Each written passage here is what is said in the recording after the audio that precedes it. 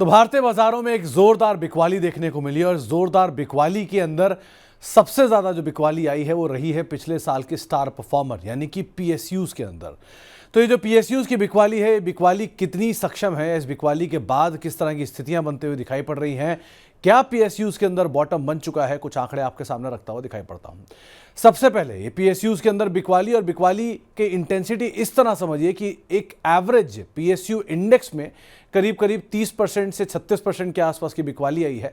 PSU banking index में करीब करीब 30% के आसपास की बिकवाली देखने को मिली, लेकिन ऑन एन एवरेज अगर आप ब्रॉडर मार्केट में सारे पीएसयूज को मिला दें तो करीब करीब 40 से 45% तक की एवरेज फॉल हमने पीएसयू इंडेक्स के अंदर आते हुए देखी है। कुछ शेयर जहां पर सबसे ज्यादा बिकवाली आते हुए दिखाई पड़ी है उसमें पहला नाम आता है एमएमटीसी का। करीब करीब 60% ये शेयर नीचे आया है और आने की वजह भी है, जहां पर एक तरफ कंपनी के जो रेवेन्यूज हैं वहां तो लगातार प्रेशर देखने को मिला है, ऑपरेटिंग प्रॉफिट है नहीं और जिस तरह के नंबर्स हैं वीक नंबर्स के साथ इस शेयर के अंदर बिकवाली आते हुए दिखाई पड़ी है। दूसरी तरफ आईटीआई टेलीकॉम स्पेस की एक कंपनी है, रफली 56% के आसपास बिकवाली दिखा चुका है और इस बिकवाली के बाद ये शेयर अब करीब करीब आधा हो चुका है। डिफेंस स्पेस की एक मेजर कंपनी कोचिन शिपयार्ड, एक अच्छे ऑर्डर बुक है, एक अच्छे ऑर्डर इन्फ्लो है, उसके बावजूद भी 56% के आसपास की बिकवाली दिखा चुका है। इस बिकवाली की वजह हायर तेजी देखने के बाद एक प्रॉफिट टेकिंग या फिर महंगे वैल्यूएशन भी इंपैक्ट कर रही है। साथ ही साथ रेलवे शेयर जो कि पिछले साल का स्टार परफॉर्मर था, वहां पर भी इरकॉन 54% के आसपास की बिकवाली दिखा चुका है। एक अच्छे रेलवे एक्सपेंशन भी है और इस बार बजट में गवर्नमेंट की तरफ से उतना एक्सपेंडिंग भी नहीं हुआ, उसकी भी एक वजह है जिसके दम पर रेलवे में प्रेशर आता हुआ दिखाई पड़ रहा है। गार्डन रीच एक और डिफेंस स्पेस की कंपनी जो कि ऊपरी स्तरों से करीब करीब आधी हो चुकी है, 52% के आसपास की बिकवाली यहां पर भी हमने आते हुए देखी है। इतना ही नहीं, कुछ और शेयरों की बात की जाए तो मिश्र धातु एक और ऐसा नाम, ये भी डिफेंस स्पेस की कंपनी है और कई सारे जो स्पेशलाइज्ड प्रोडक्ट्स है वो सरकार को प्रोवाइड कराती है। 51% के आसपास का फॉल यहां पर भी आता हुआ दिखाई पड़ा है। एचएमटी एक और ऐसा नाम, ये कंपनी ट्रैक्टर कारोबार के अंदर है, वॉचेस कारोबार के अंदर है और बहुत समय से इसे कामकाज को लेकर काफी प्रेशर भी है। 50% के आसपास ये भी करेक्ट हो चुका है। रेलवे क्षेत्र की एक और कंपनी जिसका नाम है राइट्स, यहां पर भी अच्छे इंफ्रास्ट्रक्चर डेवलपमेंट पे कंपनी काम करती है रेलवे स्पेस के लिए, लेकिन हायर वैल्यूएशन के दम पे यहां पर भी बिकवाली आते हुए दिखाई पड़ी। साथ ही साथ अपस्ट्रीम स्पेस की कंपनी ऑयल इंडिया करीब करीब 50% के आसपास करेक्शन यहां पर भी आता हुआ दिखाई पड़ा है। और साथ ही साथ हाल ही में एनएमडीसी से डीमर्ज्ड हुई एक आर्म एनएमडीसी स्टील, ये भी ऊपरी स्तरों से करीब करीब 50% के आसपास का एक बड़ा करेक्शन दिखा चुका है और ये कंपनी का स्टील कारोबार है। जो एनएमडीसी का आयरन कारोबार है उसका स्टील कारोबार एनएमडीसी स्टील के अंदर आता है। आईआरएफसी एक तरफा चला भी था और एक तरफा चलने के बाद अब 45% के आसपास की बड़ी बिकवाली यहां पर भी देखने को मिली। इसके अलावा हाइड्रो पावर स्पेस में एसजेवीएन, आमतौर पर यह शेयर बहुत लंबे अंतराल तक एक ही दाम के आसपास कामकाज कर रहा, लेकिन पिछले साल जबरदस्त तेजी के बाद 45% अब यह ऊपरी स्तरों से नीचे आ चुका है।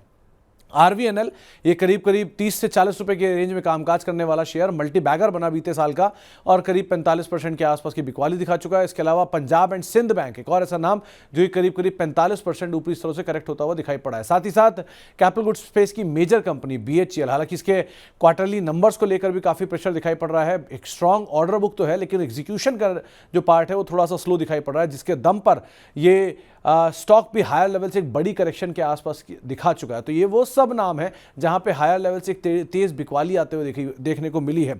और इस तरह की बिकवाली ना केवल आपने रेलवे स्पेस के अंदर देखी, डिफेंस स्पेस के अंदर देखी, पावर स्पेस में देखी, कैपिटल गुड्स स्पेस में देखी और ऐसे कई सारे बड़े नामों में भी देखी जहां पर एक बिकवाली का दौर देखने को मिला। लेकिन अब इस बिकवाली के बाद स्थितियां क्या है, क्या पीएसयू के अंदर बॉटम बन गया है या यहां से और ज्यादा गिरावट की गुंजाइश दिखाई पड़ रही है, इस पर हमने अलग अलग जानकारों से बातचीत की और उनका यह मानना है कि जैसे जैसे वैल्यूएशन की स्थितियां बन रही हैं उसके लिहाज से देखा जाए तो कई पीएसयूज ऐसी हैं जो कि एक अच्छे अट्रैक्टिव वैल्यूएशन पे कामकाज कर रही हैं।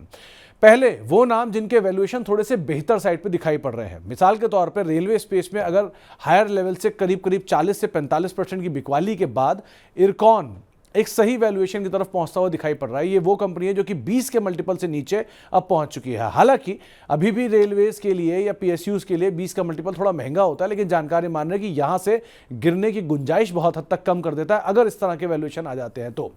ऑयल स्पेस में ऑयल इंडिया ये भी ऊपरी स्तरों से करीब करीब 40 से 50% के आसपास ही करेक्शन दिखा चुका है और इस करेक्शन के बाद रफली 9 के मल्टीपल पे स्टॉक कामकाज कर रहा है, जो कि आमतौर पे पीएसयू के लिए सिंगल डिजिट का वैल्यूएशन एक बेहतर वैल्यूएशन माना जाता है। तो ऑयल इंडिया जो कि अब 9 के मल्टीपल पे कामकाज करता हुआ दिखाई पड़ रहा है।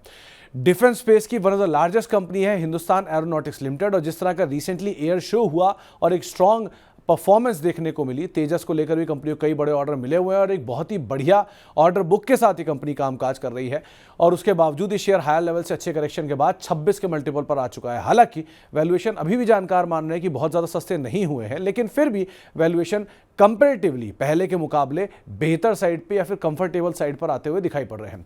इसके बाद बारी आती है आरईसी की। दरअसल आरईसी 3 के मल्टीपल पे कामकाज करता था और 3 के मल्टीपल से चलता हुआ शेयर 13 के मल्टीपल तक पहुंचा, लेकिन अब ऊपरी स्तरों से बिकवाली के बाद ये करेक्ट होकर 7 के मल्टीपल पर वापस आ चुका है और हो सकता है कि आने वाले समय में अगर करेक्शन फर्दर भी आता है तो इसमें जो गिरावट की गुंजाइश है वो भी कुछ हद तक कैप होते हुए दिखाई पड़े।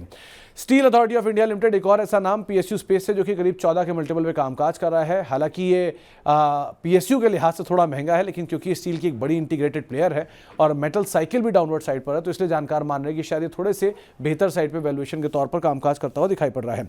इसके अलावा कुछ और कंपनियों की बात करें तो ओएनजीसी एक और ऐसा नाम जो कि 8 के मल्टीपल पे कामकाज कर रहा है। जिस तर्ज पे ऑयल इंडिया के अंदर बिकवाली देखने को मिली उसी तर्ज पे ओएनजीसी भी करीब 8 के मल्टीपल पर है।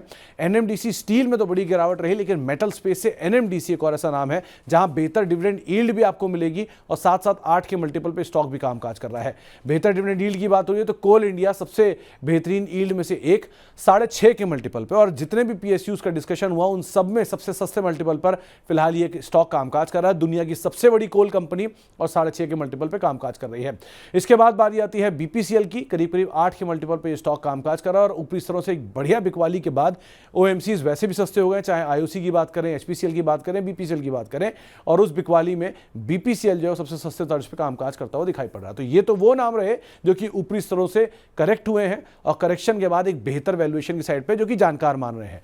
लेकिन बैंक्स सबसे बड़ा हिस्सा है जो कि पीएसयू बैंक्स, जिसको सारे जानकार मान रहे हैं कि एक सस्ते लेवल पे पहुंच चुका है और ये सब के सब बैंक्स अब सबसे अट्रैक्टिव हिस्सा पूरे बाजार का बन चुका है। कौन कौन से बैंक ऐसे हैं जो कि बुक वैल्यू से नीचे कामकाज कर रहे हैं? आमतौर पे कोई भी बैंक 1.5 से 2 या फिर 2.5 गुना तक अपनी बुक वैल्यू से ऊपर कामकाज करता है, लेकिन ये कुछ सेलेक्टिव पीएसयू बैंक है जो कि अपनी बुक वैल्यू से नीचे कामकाज करते हुए दिखाई पड़ रहे हैं। मिसाल के तौर पे जम्मू एंड कश्मीर बैंक 111 रुपए के आसपास की इसकी बुक वैल्यू है और उसके नीचे ये कामकाज करता हुआ दिखाई पड़ रहा है। बैंक ऑफ बड़ौदा जो कि 230 के आसपास की बुक वैल्यू कमांड करता है उसके नीचे कामकाज करता हुआ दिखाई पड़ रहा है। बुक वैल्यू की बात की जाए तो बैंक ऑफ इंडिया की भी बुक वैल्यू करीब करीब 160 के आसपास है या फिर रफली 200 रुपए की इर्द गिर्द कहीं बुक वैल्यू और उसके नीचे कामकाज कर रहा है। और यूनियन बैंक एक और ऐसा बैंक है जो कि बुक वैल्यू के नीचे कामकाज करता हुआ दिखाई पड़ रहा है। तो जानकार ये मान रहे हैं कि बाजार में एक बड़ी बिकवाली आई है और बड़ी बिकवाली में पीएसयू शेयरों में एक जोरदार बिकवाली भी देखने को मिली है, लेकिन इस बिकवाली में आप सब कंपनियों में अट्रैक्टिव वैल्यूएशन नहीं मान सकते हैं। कुछ कंपनियों के वैल्यूएशन बेहतर हुए हैं, स्पेशली पीएसयू बैंक्स के वैल्यूएशन बेहतर हुए हैं, तो उनके ऊपर आप नजर बना कर रख सकते हैं, लेकिन आउटराइटली यहां पर सब में खरीदारी करके चलने की राय नहीं दे रहे जानकार। तो पीएसयू में बॉटम बना कि नहीं बना इन आंकड़ों के लिहाज से आपको क्लियर हो जाएगा।